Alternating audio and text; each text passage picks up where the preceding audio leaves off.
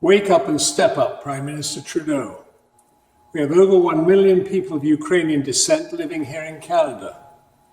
They're the largest Ukrainian diaspora outside Europe.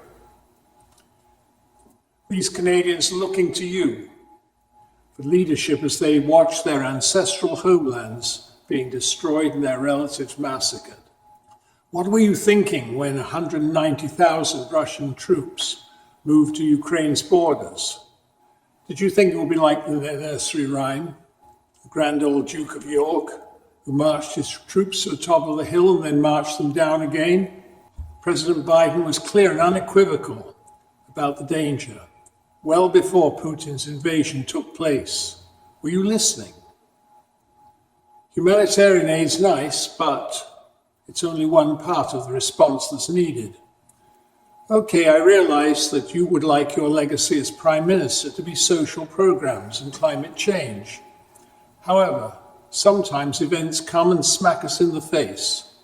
Then we have to change our plans. What business is this of mine? I'm an Anglican priest.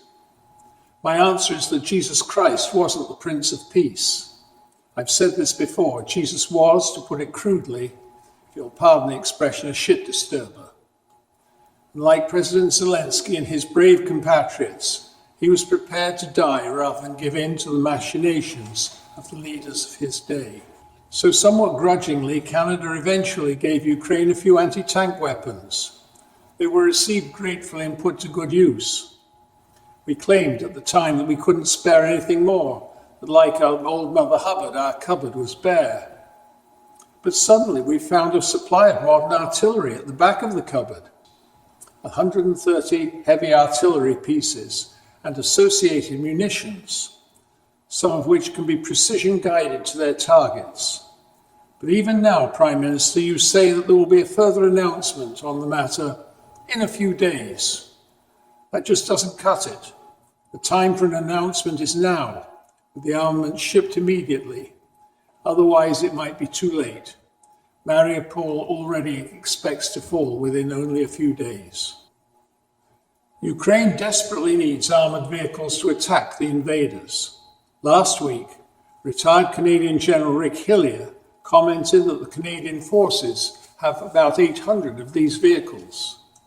He suggested that we could send any that we choose to Ukraine and replace them by placing an order with General Dynamics, the company which manufactures them in London, Ontario.